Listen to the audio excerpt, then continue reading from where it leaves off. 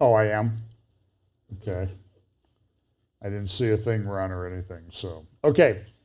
So let's open a word of prayer. Sorry, we're switching mics out here, so things are a little bit more chaotic than usual. So let's pray. Lord, thanks for the day. We pray that you'll bless our time together and pray that you'll always help us to remember that you're in control of everything and that you are preparing us and you're allowing us to live in a very special time. Bless us today in Jesus' name, amen. So here is my new title slide. We need to have a chat. And I also have a disclaimer down here that I decided that I needed to add because of GPT. So generative AI was not used in the research or preparation of this update. So just, so we can't blame anybody. It's all on us. So we talk about the convergence of the signs, the things that are happening. Let me give you just sort of a little update on some upcoming things. I did do, it was on Tom Hughes' Hope for Our Times last Monday. If you want to check that out. Stand Up for the Truth with David Fiorazo was on there on Tuesday. This Tuesday at, I think, 3 p.m. Eastern, I'll be live with Pablo, my friend Pablo, on Serpents and Doves. I can't remember, he calls it something with a hand in it. I can't remember the name of the, offhand maybe, I think it is. And then next Sunday, I'm going to be doing something with the Goslings, I think. And then in early May, Last Days Bible Conference in Calgary, Canada, ldbc.ca. I don't know if registration is open yet. In June, the weekend of June, I think 18th, Sunday the 18th, and a couple days leading up to that, I'll be doing a Moriel conference, and I believe that's going to be in the Scottish Highlands someplace. I know I'll probably get there eventually. I'm not sure exactly where it is. You might check moriel.org to see if that information's listed yet to register for that. And I think there's also one church I'm going to be doing maybe down in England, in the UK, around either before or after that conference. So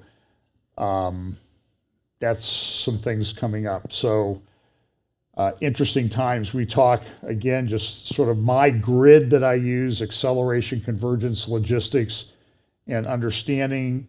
I think this is one of these times where, Lenin said this, and not that Lenin's a great source, but there are decades where nothing happens. There are weeks where decades happen. Even like this is a Canadian website called Exploring Biodigital Convergence. And this stuff is happening. So we're in this time. And so there's a lot of controversy. Are we in the SEALs? Are we not? We're in the SEALs, we're not in the SEALs. The SEALs happen here. The SEALs happen now.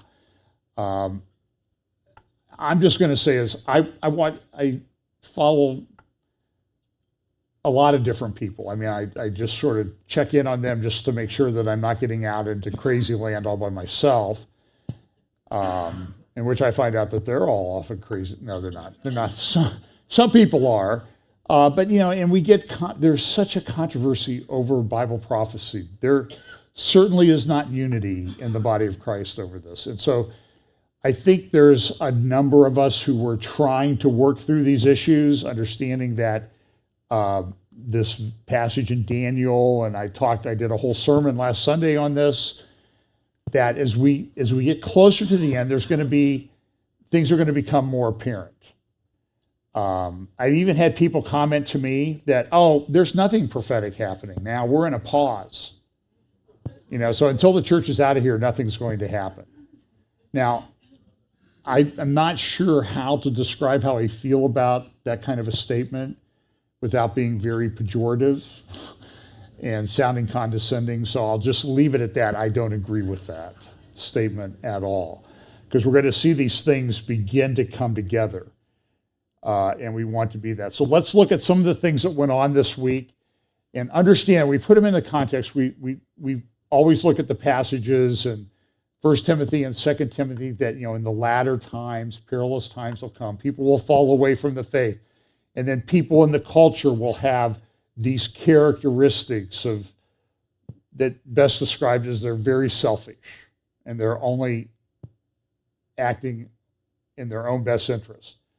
We also understand that there's a technological system that's coming that's going to put in this mark of the beast thing. Now, I don't think that is implemented until after the abomination of desolation. I think that's what the way Revelation is constructed. But that doesn't mean that the foundational part of that, that's the logistics part of what I talk about, is not going to be in place. And so there are a lot of things to be concerned about. So, and I listened to a lot of different podcasts this week. I listened to a lot of different views from libertarians who are all excited about artificial intelligence. I even saw an article title.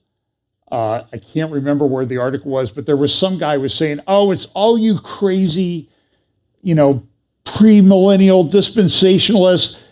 They're going to get Christians not using AI, and that's just terrible what you're doing because you're afraid of it, and we're going to build this great. Listen, I am concerned about it. When you sit down and think through it, it's frightening. And if everybody in the world was a good, solid Christian person, I wouldn't have any problem with it. But guess what? They're not. And guess what? They're not going to be, by and large. I see a lot of problems. I listened to a number of podcasts this week that talk, and I'll try to incorporate some of that in my talk, but let's just talk about this. Now, I'm going to exercise mercy, and I'm not going to play a single clip from the State of the Union.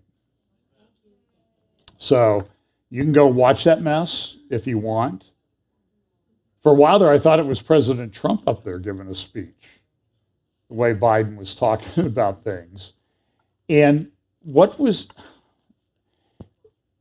things are so weird. I mean, there's a clip, you can find it on Twitter. Just look at Kamala Harris. What was going on with her neck? Have you seen that video? Go look it up on Twitter and just type in Kamala SOTU, State of the Union. And I don't know what's going on. I mean, there are so many weird things. And I don't even have any slides on all the things that we keep shooting out. We never had any of these things before. Now we have, all these weather balloons and unidentified objects that we're shooting down, and they appear to be balloons. Some have this, some have technology, some don't. Some have their own way to sort of guide them through the atmosphere and that sort of thing. And I personally think they're Chinese balloons to gather surveillance, and they're testing out our defenses. And now one thing we learned this week is that our F-22s are able to go up there to at least the height that these balloons and other objects have been at so far and shoot them down with a $400,000 missile. So maybe we could invest in some giant pens to just pop those balloons. I think there's technology for that, just take a small pen and make it really big. And then attach an engine to it, and you got the problem. The other problem, though, is that, we humans, we sort of survive in this kind of narrow band around the Earth.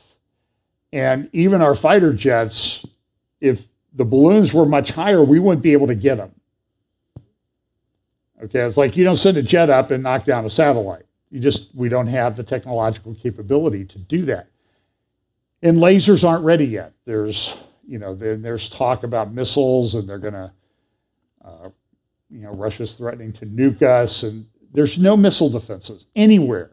There's not on intercontinental ballistic missiles. That is, and even the hypersonic missiles. There's laser technology being developed. Some people think it's there. I haven't seen any indication that it is, and that's a ways off.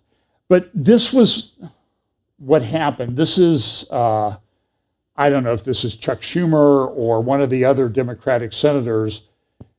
They didn't wear flag pins like most American Congress people will do for the State of the Union, because it's a patriotic thing. You go in there and where the House and Senate meet together, and you get all the government leaders.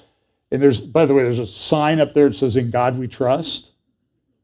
And so what did a lot of the Democrats wear this year? They wore not a flag, but this pen.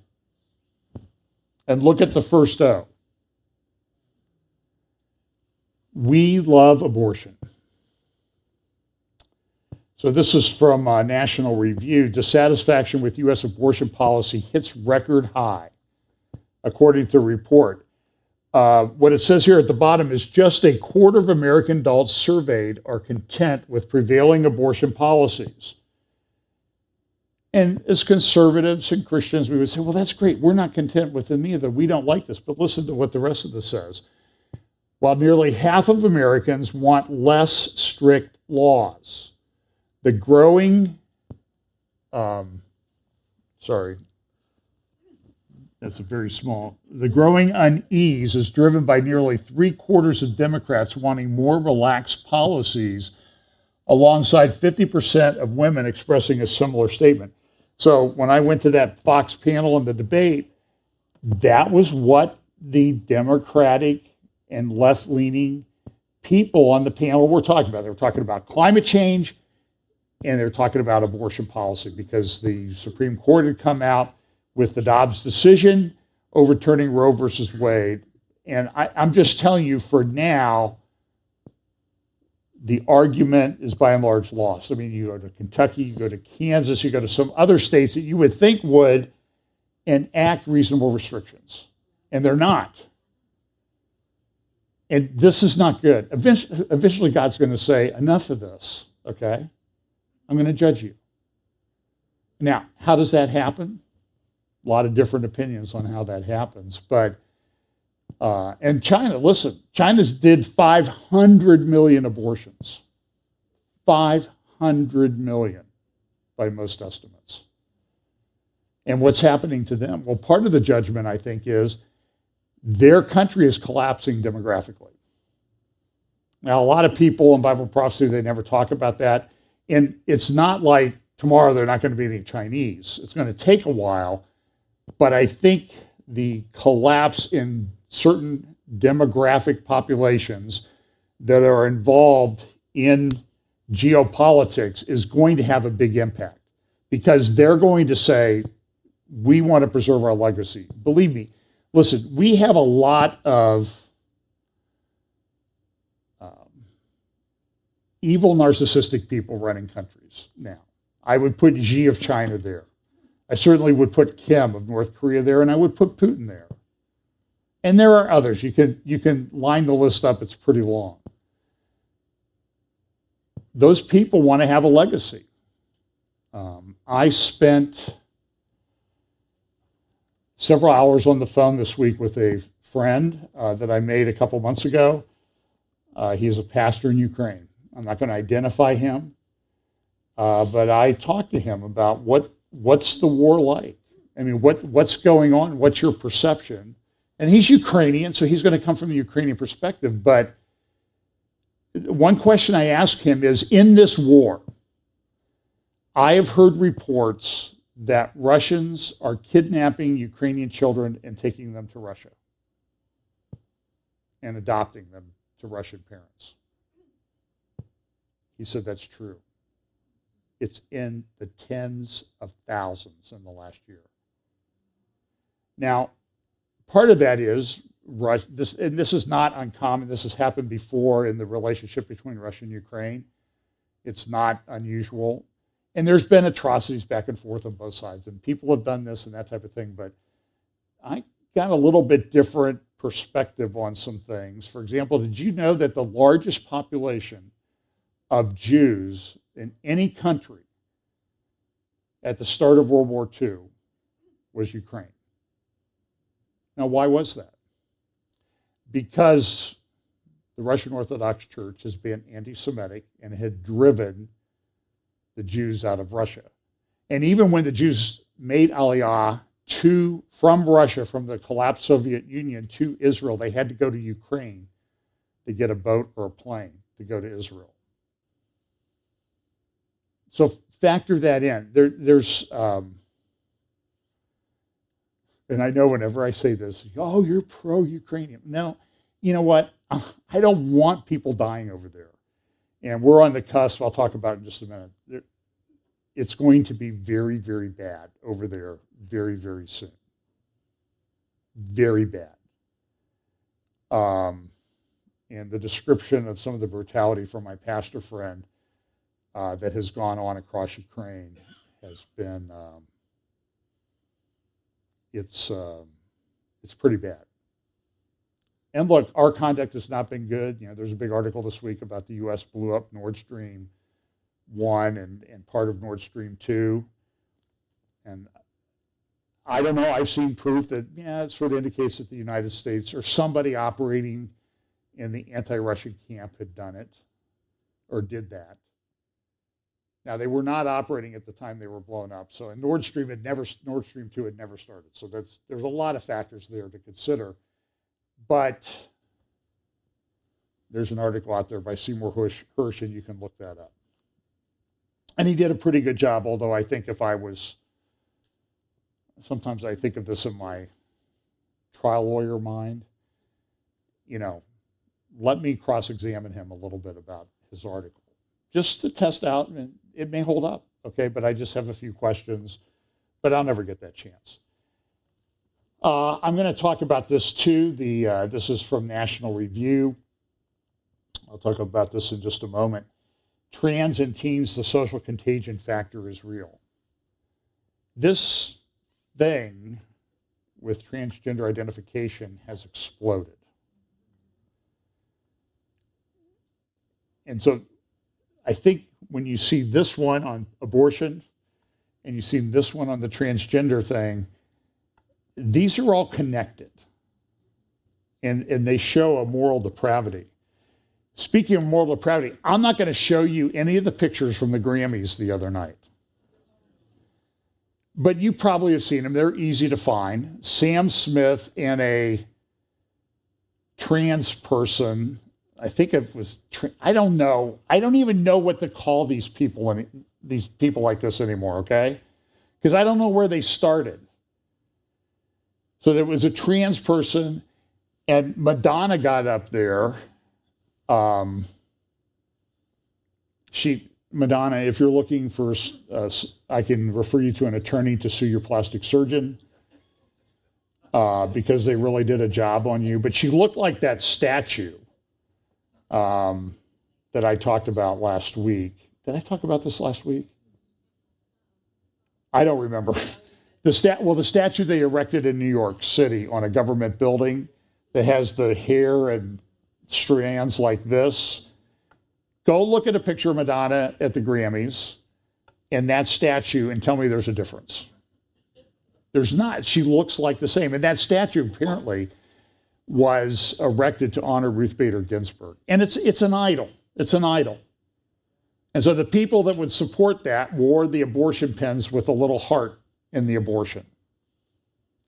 And I think that heart is not to represent the little heart that they rip out or take out and sell to somebody, like at the University of Pittsburgh and that program that they had there. But it means they love that. And that speaks volumes about a culture that's really lost its way.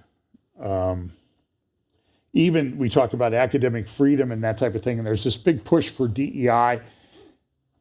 And this is an article from The Economist, which is hardly a conservative magazine of any kind, but they're concerned about academic freedom. And they were going through this example after example that they cite in this article where it says that we want your resume, we want your CV, we want how you're educated. If you're applying for a faculty or leadership position at a university, and even in the STEM, the science, technology, engineering, medicine, even in the STEM courses or parts of universities, they want people that are dedicated to DEI, diversity, equity, and inclusion. And you have to tell how you're going to do this.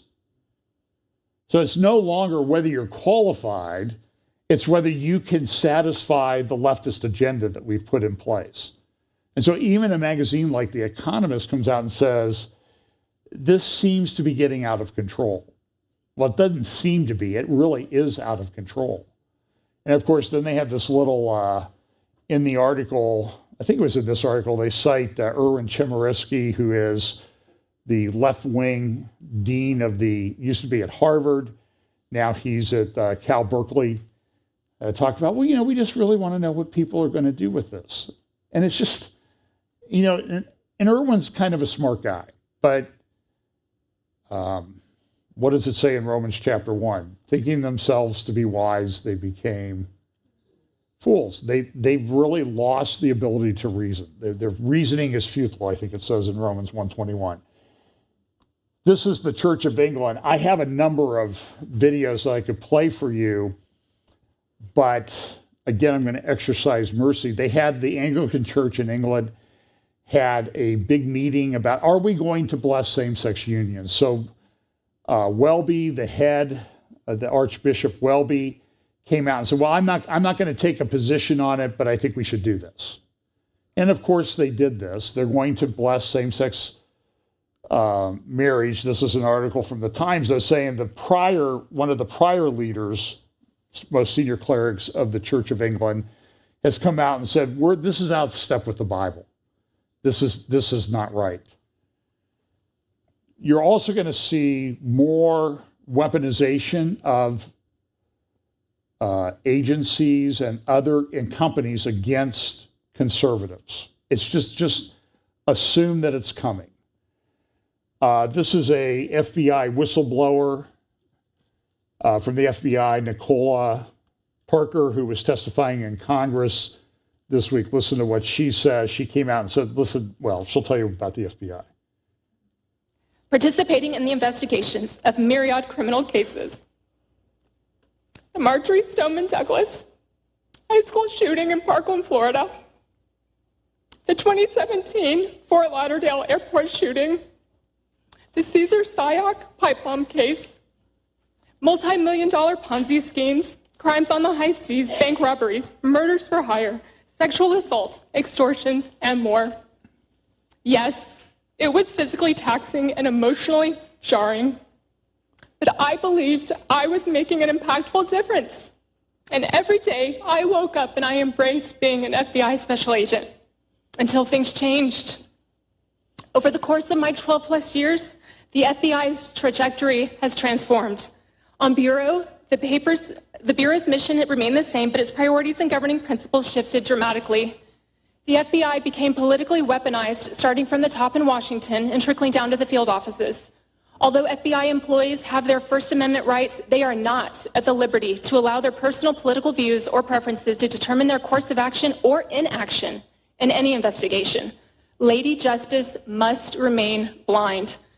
Those that do not uphold these responsibilities cause a negative ripple effect throughout the agency in the field. It's as if there became two FBIs. Americans see this, and it is destroying the Bureau's credibility, causing Americans to lose faith in the agency and therefore the hardworking and highly ethical agents who still do the heavy lifting and pursue noble cases. It makes it very difficult for agents to do their job when the FBI loses the. So she goes on and testifies that, listen, the FBI has completely changed. It's not the agency that it was, and it's being weaponized. And we've seen all the Twitter files, and they had all the Twitter people there testifying in front of, I think it was in front of Jim Jordan's committee this week in the House. And they're just, I'm sorry, they're lying. They're lying through their teeth about what they did. And so I watched some of the, like MSNBC and CNN, and they say, well, it was Trump. Trump did it. Trump was the one who wanted to censor everything through Twitter. And Twitter, we just want people to, we just want to have an open platform. They're lying. Here's an example of one. This is a lady named Lauren Southern. I don't know if you've seen any interviews with her. I think she was on some of the Fox shows this week. She's a conservative. I think she's from Canada. She's conservative. She puts up videos and she goes after the left. Fine. We applaud that, right? We're open-minded here. I don't mind people get up that go after the right, to be honest with you. as long as it's open and fair and everybody has a chance. So she puts up these videos. Well, then she gets an email from Airbnb and says, you're violating our acceptable conduct standards. Therefore, you cannot make a reservation through Airbnb at all. And if you have made a reservation, we're going to terminate the reservation, and eventually we'll get around to returning the money to you. You're done with us. Now, listen, that is the very definition of corporate fascism. Okay, so they will complain about the right, but I don't know anybody on the right that's conducting their business that way. I don't think Chick-fil-A is going out there and say you support abortion. You can't order a chicken sandwich from us. Get out of here. And so this is the beginnings of the social credit system. But Airbnb went one step further. They went one step further, and you can see this in here, is anybody in a close relationship with you. They banned her parents, who have nothing to do with her YouTube channel or anything like that. And then maybe they support her. It's their daughter. I assume they love her. They banned her parents. Well, they're not banned now because Airbnb got a lot of negative press over this, and they should. By the way, do you know who the director of public policy is at Airbnb? It's a guy named Jay Carney. Jay Carney was the press guy for Barack Obama for several years. You remember him.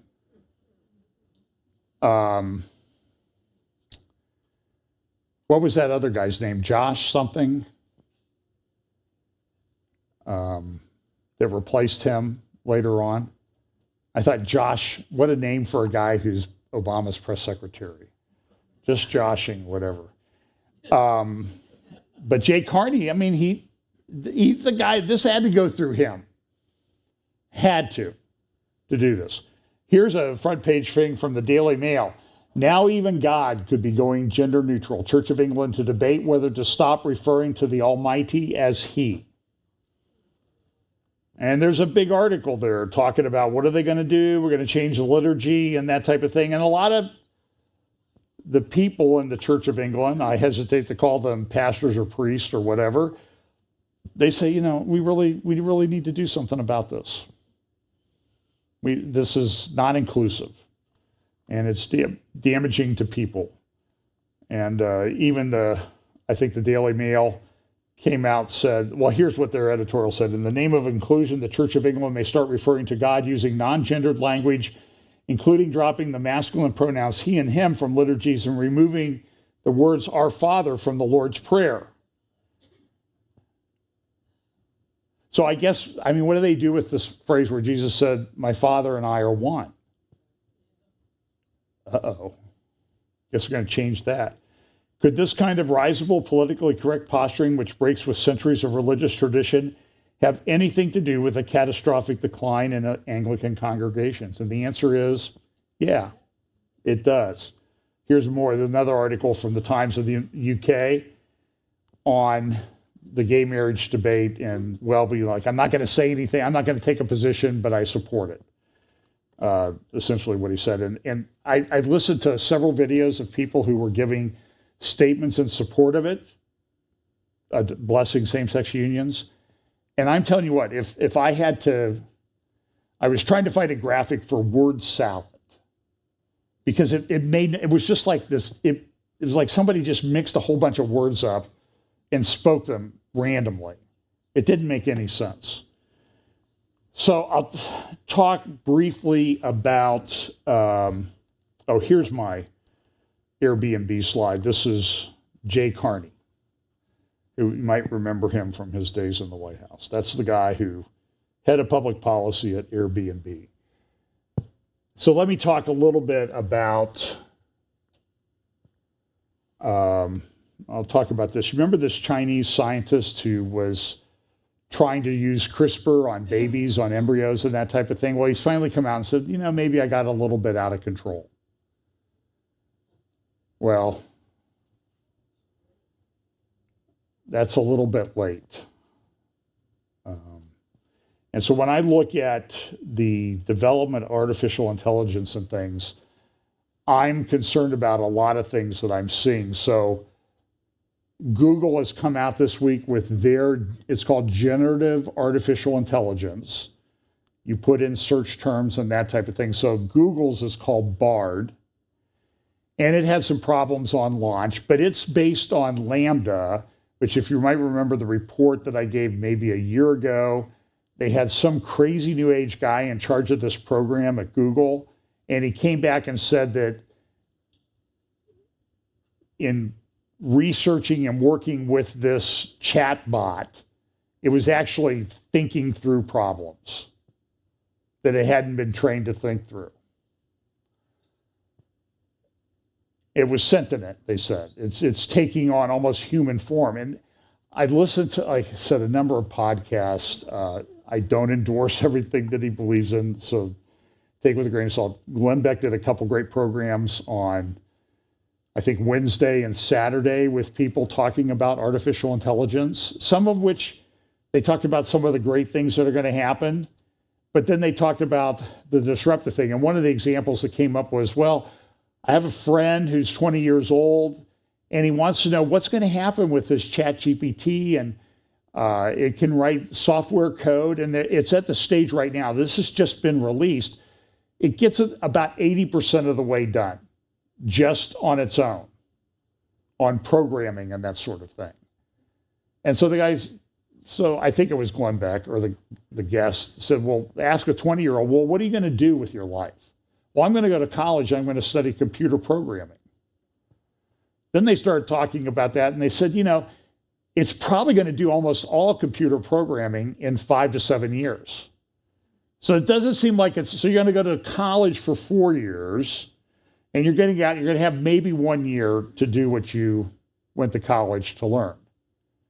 It's going to be very disruptive. This brings back what the clips I played over and over of Yuval Harari at the World Economic Forum a number of years ago saying, what are we going to do with people when there's nothing for them to do? There's no economic value. There's nothing they bring to the table. And it's concerning. Now, listen, I suppose it wouldn't be concerning if we didn't have people in charge who had killed 65 million babies in the United States for convenience. That sort of seems to me to be, maybe I shouldn't trust you on how you're going to handle me when I don't really have anything to add to society. And who are you to say that I don't have anything to add to the society in the way that I interact with my children or grandchildren or great nieces or great nephews in our case? Who are you to say that?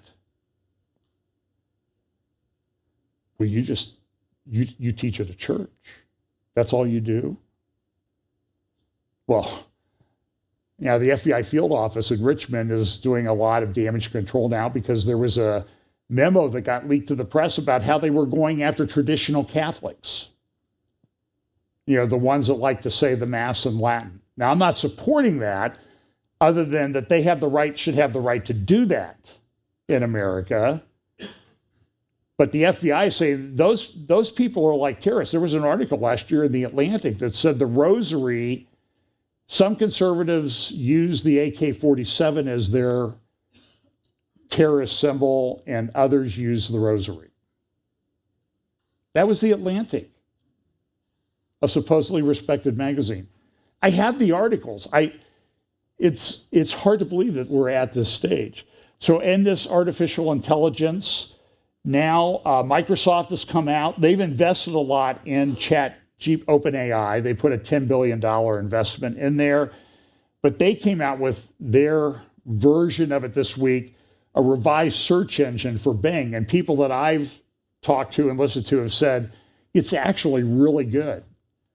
And so Google is having a meltdown internally because what are we going to do? Because we've had a corner on the market, and now here comes Bing.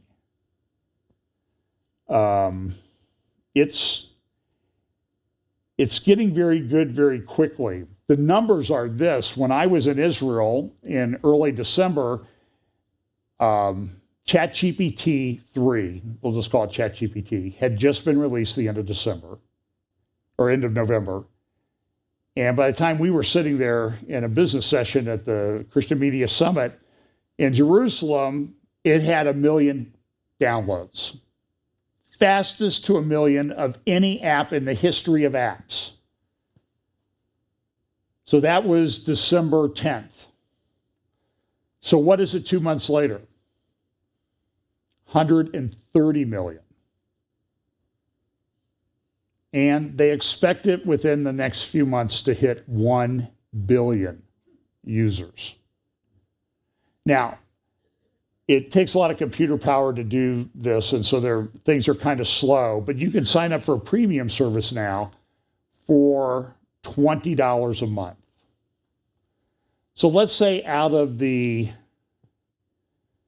1 billion users that they'll have in a couple of months, let's say that 10% of those pay the $20 a month. So so they would have 100 million users paying $20 a month. So what's that, $2 billion? Is my math right? I don't usually work in those numbers. I'm more like, when can I get the cheap tea time? That's my, but, so this company could generate $25 billion a year in revenue pretty easily. That's a lot of money. That gives you a lot of power. And I'm sorry, that's, $25 billion a year roughly in revenue. It's going up. It's very concerning. Then there's another thing out. Oh, that's the FBI article. I heard about this week. I didn't know anything about it. This thing is called DeepMind AI, and DeepMind's been around for a while, but now what they're doing is and it's hard to even get your head around what they're doing is they're programming robots using artificial intelligence, and they're giving them some basic information, but the robots are going beyond what they're trained to do. They're thinking through the problems. And so there's some research that's out about that, and they call it reinforcement learning. Not perfect yet, but we're like at the beginning we're at the edge of the cliff. We haven't gone over it yet. And this is from that website on DeepMind. This is sort of what they view as going on. And that's not, it kind of looks like what you would see in a nightmare. And then we talk about what's happening. So the EU right now is complaining that Elon Musk's Twitter lacks an appetite for censorship because they don't care about that. And what happens with these big tech companies is the government threatens them or enacts a law in Europe that's very restrictive, that they have to censor things. And so the tech company, they're going to do it. They're going to do it here. They're not going to separate what's going on in Europe from what's going on in the United States. And the control is there, but the Twitter people were there, and it was clear from the hearings in Congress this week. What's her name? Brobert Lorraine from Colorado. She was really going like, you banned me. How dare you? Why? Who do you think you are? And they just acted like there was nothing wrong with it. And nothing's going to happen. By the way, nothing's going to happen to these people right now because they're working with the FBI and the Department of Justice to do this. And so nobody in the Department of Justice is going to prosecute them. There's nothing going to happen to them except being exposed for what they really are. I'm going to just read a couple quotes from an article. Now, the Global Risk Report and at the World Economic Forum, they talked about the polycrisis. I'm not tooting my own horn, but I used that not because I thought of it, but I used that back in October, that term. And then everybody got all excited when Klaus Schwab talked about we live in the age of the polycrisis. But I had read an article, this was from the Financial Times, and this was dated October 29th. So the day before I did this update, I read this article, Welcome to the World of the Polycrisis. And listen to some of the quotes from this. So this guy said, and I don't remember if I read this article at the time, but I came across it again because the term polycrisis keeps coming up. Pandemic, drought, floods, megastorms, and wildfires, threats of a third world war, how rapidly we have become inured to the list of shocks. So much so that from time to time it is worth standing back to consider the sheer strangeness of our situation. As former U.S. Treasury Secretary Lawrence Summers recently remarked, this is the most complex, disparate, and cross-cutting set of challenges that I can remember in the 40 years that I have been paying attention to such things. And I would say, welcome to my world, where we talk about this all the time. With economic and non-economic shocks entangled all the way down, it is little wonder that an unfamiliar term is gaining currency, the polycrisis. A problem becomes a crisis when it challenges our ability to cope and thus threatens our identity. In the polycrisis, the shocks are disparate. They interact so that the whole is even more overwhelming than the sum of the parts. Do you ever feel like this when you watch things going on in the world? It does get overwhelming. It's like, okay, can we just take a break for a while? At times, one feels as if one is losing one's sense of reality. Is the mighty Mississippi really running dry and threatening to cut off the farms of the Midwest from the world economy? Did the January 6 riots really threaten the U.S. Capitol? Are we really on the point of uncoupling the economies of the West from China? Things could have once seemed fanciful are now facts. That's why I titled this. We need to have a chat. Former European Commissioner President Jean-Claude Juncker, to whom we owe the currency of the term polycrisis, borrowed it in 2016 from the French theorist of complexity, Edgar Morin, who first used it in the 1990s. As Morin himself insisted, it was the ecological alert of the early 1970s that a new sense of overarching global risk entered public consciousness. Now, a lot of that narrative falls apart all the time, but it doesn't make any difference because it seems like one thing goes away and another thing comes back. So now we have balloons all over the place, unidentified flying objects. We have our F-22s. By the way, the F-22s, it's the first kills that they've gotten 2 of them now, the first kills that they've ever had in air combat. But I don't know if I'd really call it air combat, when you're shooting down like the equivalent of a giant Macy's Thanksgiving Day balloon. But nevertheless, I'm glad they shot it down because I think there's a lot more going on, and I think China's really testing things. And then this article, this is some pictures of the sun taken with us, talk about polar vortex. Material from a northern prominence of the sun just broke away from the main filament and is now circulating in a massive polar vortex around the north pole of our star. Implications for understanding the sun's atmospheric dynamics above 55 degrees here cannot be overstated. And the scientists have saw this and they're like, okay, what is that?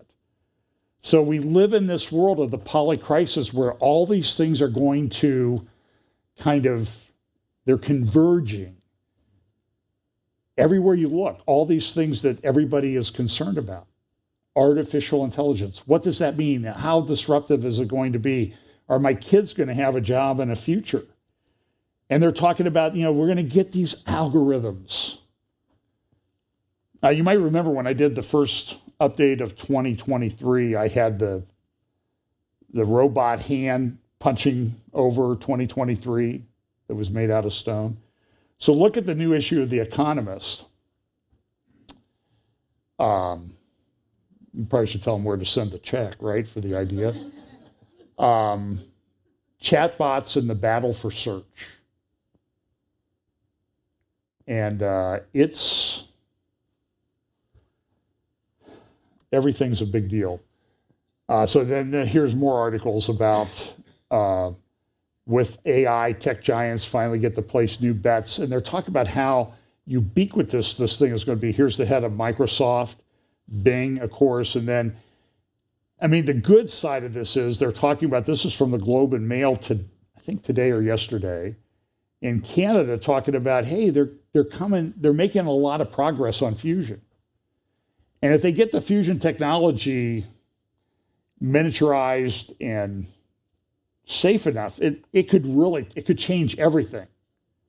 And it would be pretty positive. It would help us get rid of oil and gas. And they're talking about, I heard a discussion this week about how they could use fusion powered rockets to get to the moon. They could fly a fusion reactor to the moon and to Mars and set up shop there. Because that's the promise of the technology. Now, how soon does it get here? I don't know. They're going to launch a rocket this week. I read that it used to take to launch something into space cost about $55,000 per kilogram for every 2.2 pounds, $55,000. This rocket that they're launching, this Starship rocket that I think they're going to launch this week, will drop that to about $4,000 a kilogram. And they think that it will soon, in the next few years, be down to $100 per kilogram. So things change rapidly in this world. Have you noticed that? You know, that was me. I talked about acceleration I've been talking about it for a long time. And it's going on so many different levels. And if computing power changes and goes into the quantum area, it's going to change even more. And of course, they never tell you this in the discussions, right? It's cheaper to fuel gas-powered cars than electric vehicles now. How's that working for the EV thing? This is an article from the Rare Foundation. It's a libertarian group. The Great Transhumanism Reset, smart dust spying on your brain, human microchipping. Boy. And that was from February a year ago. That, well, we'll just sprinkle it on your skin and that type of thing. Another thing they talk about, big articles this week about digital identities, and this is what they want to put in place in Canada, and they're talking about it. This is the little flow chart that they have, and they got it from the World Economic Forum. And remember what they want to do at the World Economic Forum. This is Klaus Schwab speaking in, believe 2018 in Chicago at the Council on Global Affairs, and he said this. And now, the fourth industrial revolution is not just a prolongation of this. Now, the fourth industrial revolution is not just a prolongation of this digitalization. It's much more. It's a combination of technologies. It's not just the digital technology. Just think of genetics, think of brain research, and so on. And the power of the fourth industrial revolution comes from the combination of all those technologies. Actually, I was saying it's at the end what the fourth industrial revolution will lead to is a fusion of our physical, our digital, and our biological identities. And so this is a speech that was given on February 7th, this week, by, I think he's the deputy governor of the Bank of England, the digital pound. And in that, he talks about how they're making progress. And they're ready to roll it out. And down here, he also says, I've expanded this out. But they're going to limit it. They're going to put a limit of, between 10,000 pounds and 20,000 pounds per individual, which he says is the appropriate balance between managing risk and supporting wide usability of the digital pound. And you've seen that thing from the Bank of International Settlements guy who says, we want to do this because we want to know what you're spending your money on. And there was an article I read that somebody wrote about they're using in Sweden, a lot of people have chips in their hands and they just wave it when they go to pay. But the credit cards are now tracking your carbon footprint. So if you go and buy something and it puts you over your limit, you don't get to buy it. How's that for freedom? And what's the use that's going to be made of that type of technology in the hands of the wrong people? So yeah, I'm one of these Bible prophecy guys. I'm really concerned about where this was heading because I read the end of the book. And it's very, very bad. And it's very, very dark. So, and remember, the one thing that I haven't seen yet, remember Pippa Malmgren at the World Government Summit last year? She said this. What underpins a world order is always the financial system. What we're seeing in the world today, I think, is we are on the brink of a dramatic change where we are about to, and I'll say this boldly, we're about to abandon the traditional system of money and accounting and introduce a new one. And the new accounting is what we call blockchain. It means digital. It means having a almost perfect record of every single transaction that happens in the economy, which will give us far greater clarity over what's going on. It also raises huge dangers in terms of the balance of power between states and citizens. In my opinion, we're going to need a digital constitution of human rights if we're going to have digital money.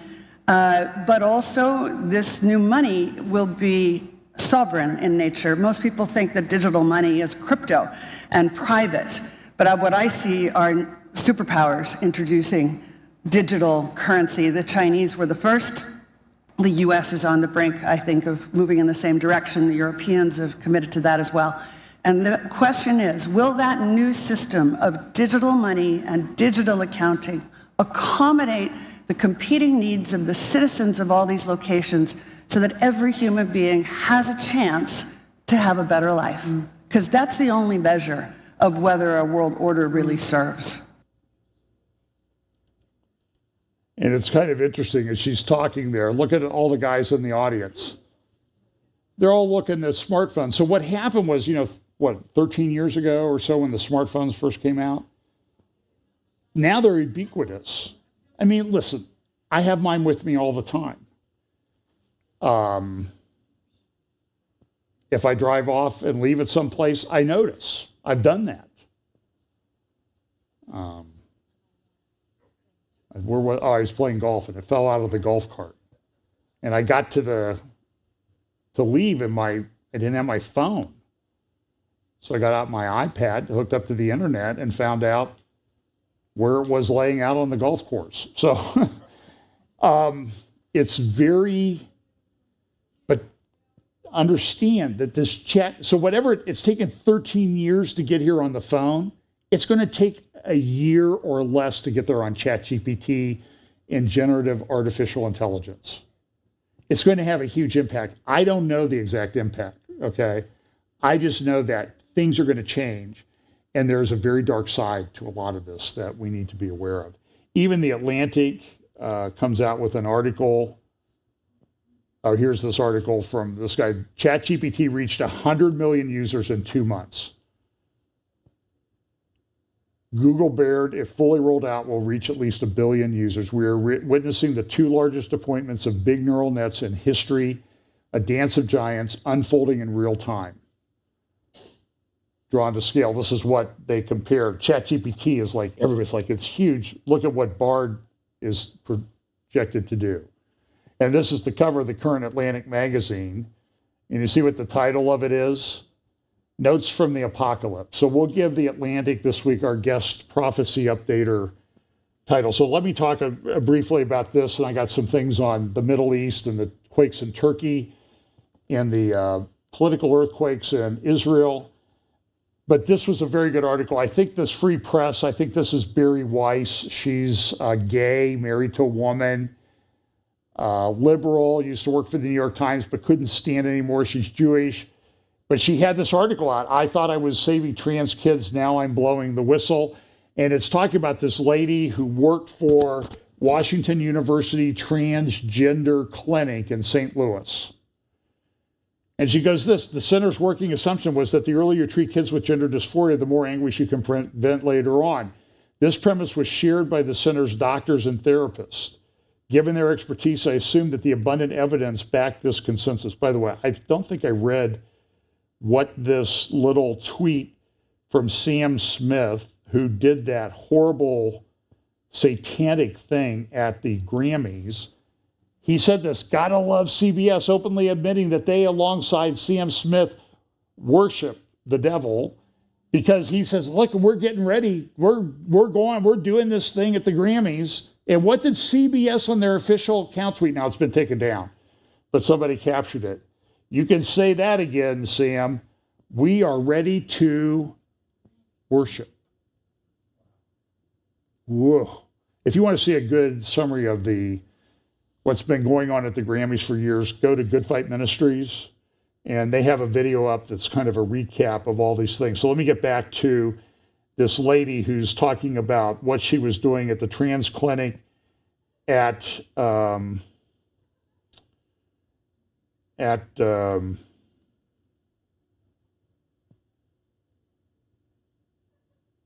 Washington University.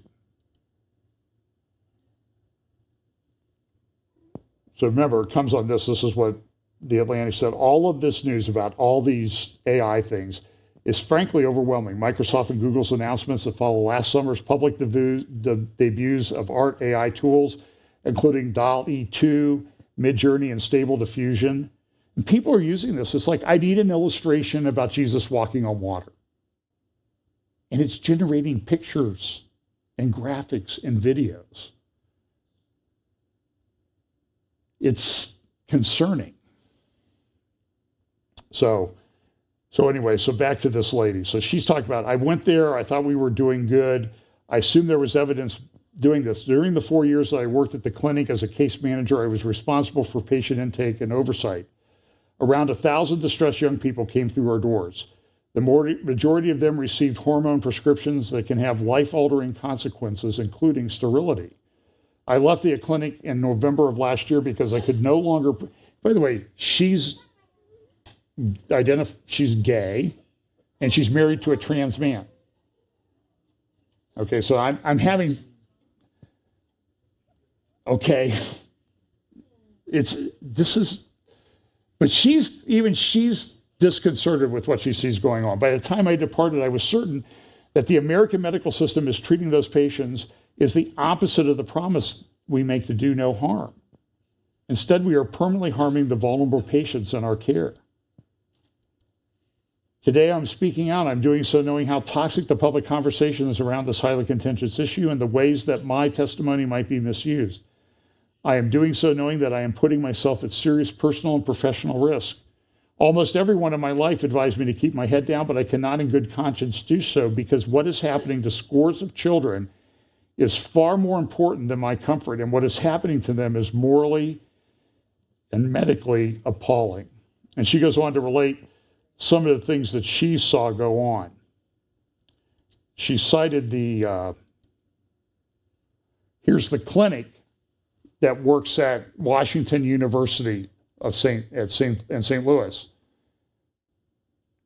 And they look like normal people that run these things, right?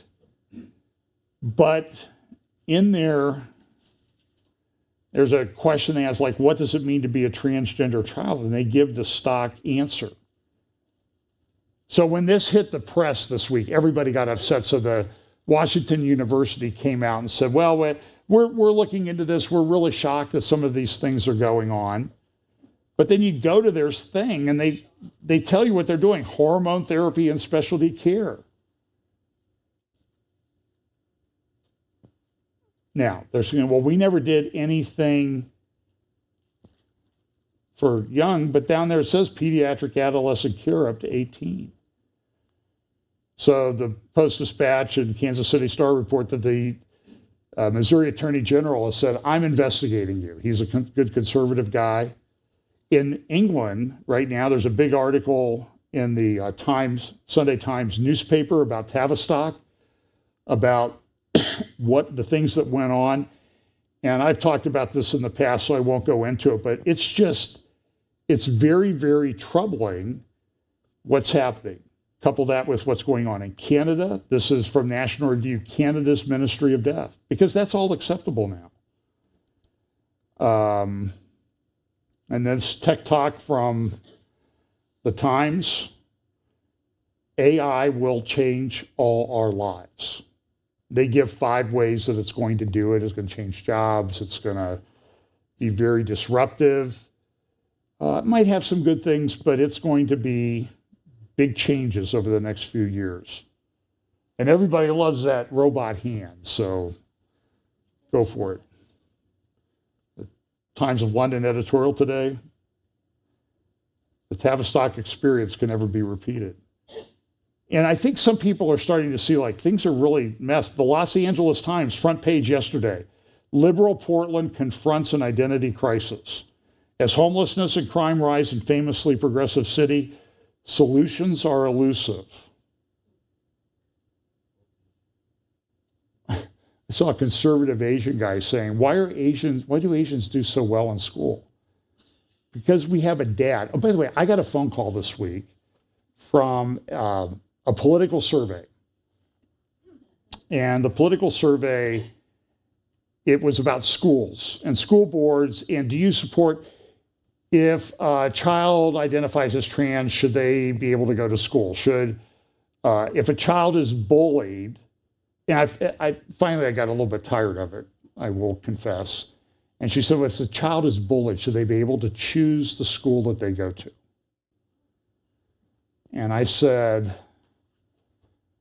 agree strongly, provided the father of the kid goes and beats the tar out of the kid who's bullying his kid. Like, when did that stop? And I mean, she was like, I could hear the shock in her voice on the other end. Well, I didn't really want to get into violence. You're the one who brought up a kid being bullied. Have you seen these videos of these kids being beat on school buses and stuff? There was a kid, I forget where it was, beat a 15-year-old beat a 9-year-old girl unconscious. And he got like 2 days stay after school detention. You're 15, you should go to jail for something like that. What happened to us? And we'll grow worse and worse. That's what the Bible says. This is an interesting story. So there's this Oakland baker. She actually graduated from Ohio State. She bought this bake, and she's a radical leftist. She identifies as an anarchist. She got attacked this week, drugged behind a car for about 100 feet, and she went into the hospital, brain dead. They donated her organs, and she died. So they put up a GoFundMe for Jen Angel, is her name. But listen to what they say here. She's a radical anarchist. She's against the police.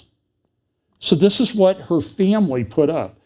As a longtime social movement activist and anarchist, Jen did not believe in state violence, carceral punishment, that means putting people in jail, or incarceration as an effective or just solution to social violence and inequity. The outpouring of support and care for Jen, her family and friends, and the values she held dear is a resounding demonstration of the response to harm that Jen believed in. Community members relying on one another, leading with love, centering the needs of the most vulnerable and not resorting to vengeance and inflicting more harm. If the Oakland Police Department does make an arrest in this case, the family is committed to pursuing all available alternatives to traditional prosecution, such as restorative justice. Jen's family and close friends ask that the media respect this request and carry forward the story of her life with celebration and clarity about the world she aimed to build.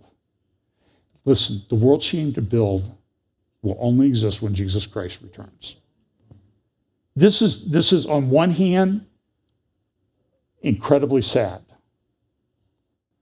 On the other hand, did you ever think it through, Jen? Did it ever occur to you that there are bad people out there?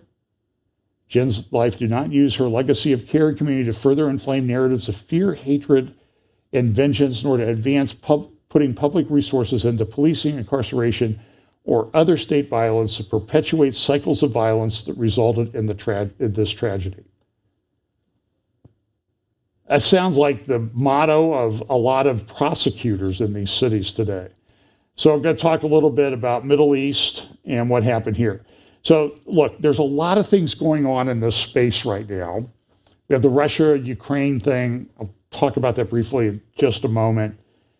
But what you're seeing, and this is what my pastor friend in Ukraine kept emphasizing, is, we talk about who's Magog and who's involved in this Ezekiel 38, 39 thing. He says, listen, it's really easy. Who's aligned with, who really hates Israel more than anybody? Persia, Iran. Who are they aligned with? Who are they providing weapons to? Who's also trying to help them out? Turkey, Israel, Russia. And he says it's pretty easy to figure out who's going to be involved in this thing. And I tend to agree with him. Now, I don't know how far Russia will get, to be honest with you. This is some articles, Ukraine's asking for ammunition from everywhere. Russia's launching military missile strikes all over the place. Ukraine says they shot down 71 of 81 or 61 of 81 that were shot into Ukraine. But as my friend told me, they have no power a lot of the time, no internet. He was able to have it for a couple hours when we talked. So pray for those people over there. They're really, really suffering. It's difficult. So let's talk about this.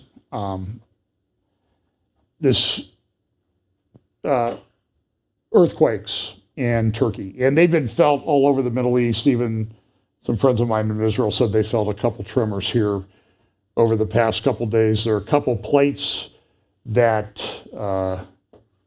were next to each other, and they shifted, so they had a initial quake of 7.8. I heard it got upgraded to 8.1, but I haven't seen that since. And then about 4 or 5 hours later, there was a 7.5 magnitude quake, and then there's dozens and dozens of 4, 5, 6.0, and even a little bit higher quakes. And this has really affected a lot of people. This is Turkey. The quakes in Turkey have affected 16% of the population. Translate that to the United States. If that happened in the United States, that would be almost 50 million people affected in the United States. Whole cities are devastated. Somebody noted this. You look at the quake things, and there was this weird shaped cloud that was over Turkey a couple weeks ago, and somebody was saying, see, this was a sign that it was coming. I'm like, I don't agree with that, but I'm putting it up there just because it's kind of interesting. And so the quakes are pretty bad. The videos and pictures, this is a father. His little daughter had been crushed to death, and he sat there and said he would hold her hand, even though she was dead, until she recovered. A lot of people are really upset with Erdogan. They're saying, oh, it's all his cronies. A lot of these were recently built buildings. I have some pictures here in just a second of what happened. And so people are really, and so Erdogan's in the midst of a campaign. There's supposed to be an election in May. Is this going to affect the political outcome in Turkey? Because, listen, these were really bad earthquakes. I don't know if you can design buildings to not collapse in a 7.5 earthquake, 7.8 earthquake, and afford to build them.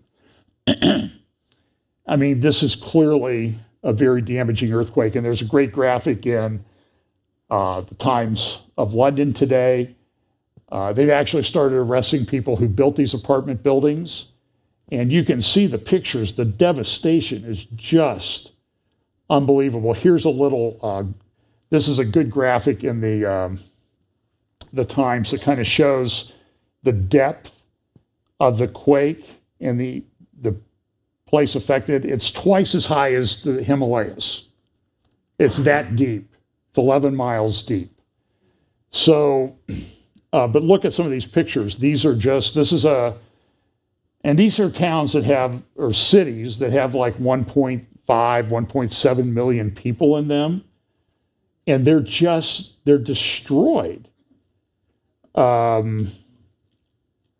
And so there's a slip fault, and the thing slipped and it caused a lot of trouble. The Ataturk Dam has some cracks in it. This is the road over the Ataturk Dam. A picture, that's the Ataturk Dam on the left. It's the third largest dam in the world. And they've started releasing water out of that, and it's flowing down into Iraq, which helps Iraq because Iraq's been in a major drought. And the rivers that Turkey has dammed up, they're not sending water down there. And so some of the people are losing their jobs and everything that live in the Delta areas in southern Iraq. So it's a big issue, but if these dams collapse, this is horrible. You remember there was the dam north of Mosul in Iraq, and ISIS took it over for a while, and they were concerned. They said this could be a bigger disaster than ISIS. If that dam broke, I think they've shored it up, but there was concerns that the dam would give way and over 1 million people would die. They were saying anywhere from 1 to 3 million people would die. Big article in the New York Times today showing different pictures about how this is one city. I'm not going to try to pronounce it. It begins with a K, 1.7 million people. This is an Erdogan mouthpiece, Yeni Safek. The video of just one street in one city in the affected area. And this goes down into Syria, and Russia and Syria have been bombing the Sunni areas down there in Aleppo and other places, and those buildings are collapsing too. We haven't even begun to see the beginning of this. I think the death toll I saw this morning is up to 23,000.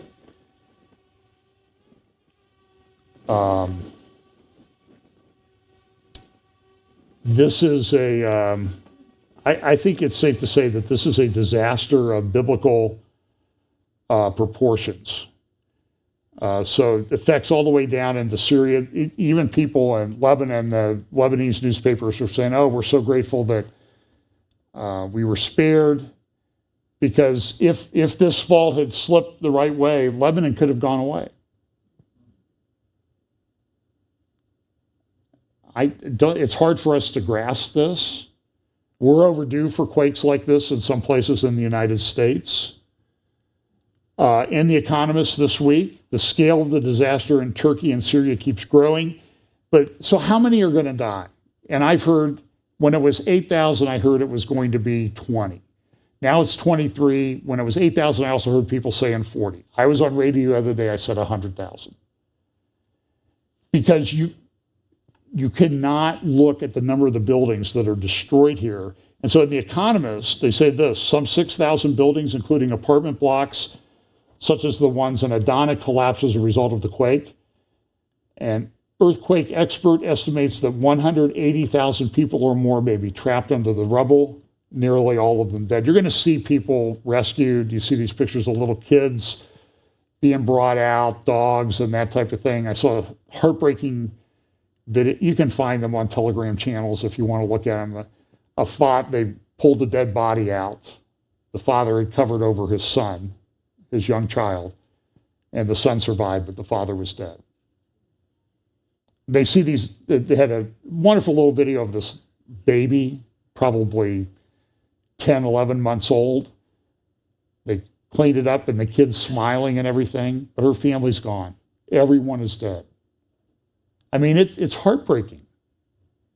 This is a disaster, as I said, of biblical proportions. So this is this one city, and the red areas is a city of 1.7 million. These are buildings that had collapsed. They've even gone down into there's a soccer stadium, and you see all the white dots in the soccer field. Those are tents and everything set up for refugees. So here's a picture of this town. I have it here in my notes someplace, but I'll fracture it.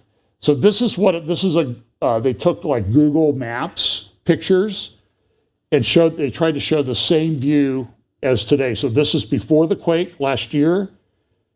This is what the same area looks like today. I mean, look at this. Here's another picture.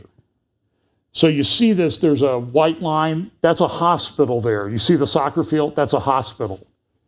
Okay, the hospital is still standing. Here's what it looks like. And these are all apartment buildings. There's the hospital. So all those apartment buildings collapsed. And there's no warning. The people didn't get out. It happened at night when people are going to be home.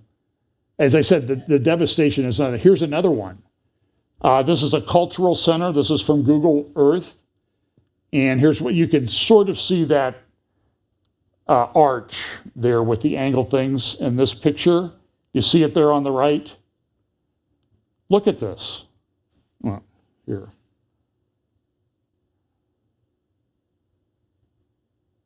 All the buildings, these are all apartment buildings.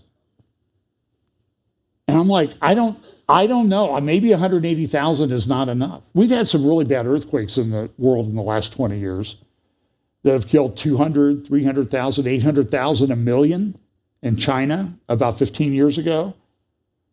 So it's not unusual, but this is also an area where there's a lot of conflict and war and that type of thing. And it's where some of these countries play a big part in Bible prophecy. So in the distance here in this picture, you see some apartment buildings. They're standing. So this is what it looks like today. All that stuff in between has collapsed. It's unbelievable. What do you do? I mean, I saw a picture of them taking debris off people, and the building collapsed on the workers next door. Did it kill them? I don't know. And this story is repeated tens of thousands of times all across Turkey and Syria this week. Here's another one. Looking down this street, the building there in the center at the end of the street, it's standing, but look what happened to the ones leading up to it.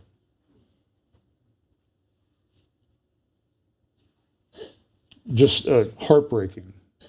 Here's a business district in this city of 1.7 million people. See the sign of the business, Bism Lokanta. Here's what it looks like now. You can see the sign here. And those are apartments above the stores and that type of thing. It's unbelievable. Here's a picture of this town.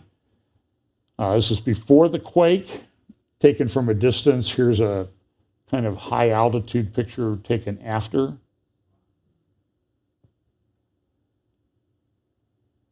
So what's going to happen? Is this going to build Russia up, Syria up? Is Russia going to come in more? Is Turkey going to collapse? Is Erdogan going to go away? They're calling it in Turkey the disaster of the century. By the way, Russia, this is a major bridge in Odessa, Ukraine, taken a little while ago. And here's a video of what they did last night, Russia. They sent a drone boat in there. There's a major transit artery. They blew up the bridge. That's going to affect them. So let me just do one quick thing on Israel. I do a lot of quick things on Israel. But I'll probably do a midweek if I have time this week. I apologize. I was going to do a midweek last week. And then my wife, she goes to the eye doctor, and you here at FBC, you know the story, and if you follow me on Facebook, she appears to have had an allergic reaction or something to the eye drops the doctor gave her to dilate her eyes, pupils, and she felt flushed. He immediately called the squad. They took her by squad. She was having chest pains. Her BP was, 200 paying 220 over 180 for a long. What was it? Oh, 386 over 189? Oh. It's not good. And it was in the 220 over 180 range for like 5 hours.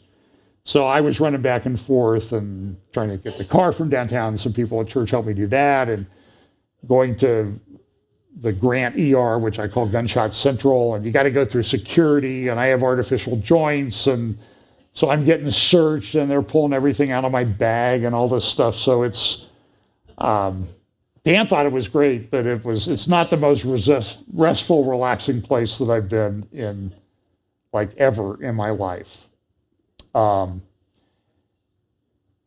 So I have a clip of, I have some things to say, but I'll hold them because this dispute's not going anyway, but the political earthquake going on in Israel as the coalition, Netanyahu's coalition, has introduced some judicial reforms.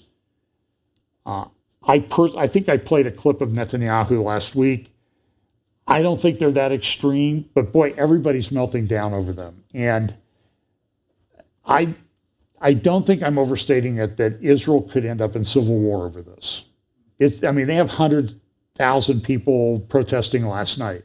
And this has been going on for several weeks now. And it doesn't seem that the rhetoric is getting dialed back by anybody. And so you see here, like, for example, front page of Jerusalem Post this morning, they're just below the fold. National security minister is becoming a growing liability. That's Ben-Gvir. And the template is the same template that are used in the United States. If you're right wing or conservative and religious, they've got a template to come after you. They're doing it here. They're doing it in that big country down south of that the equator goes through, south of the United States, and another name continent. I won't say it because they're censoring people. And they're doing it in Israel now too. And they're going to do it in some of the other countries in Europe that elect populist people. But this is what, here we are yesterday. 2 young brothers and a newlywed were killed in a Jerusalem terror attack. This would be north of, like, the old city, a few miles. I think it's called the Ramat Junction. A car ran over them. They were at a bus stop. 2 little boys, 6 and 8, crushed by this guy. They shot and killed him.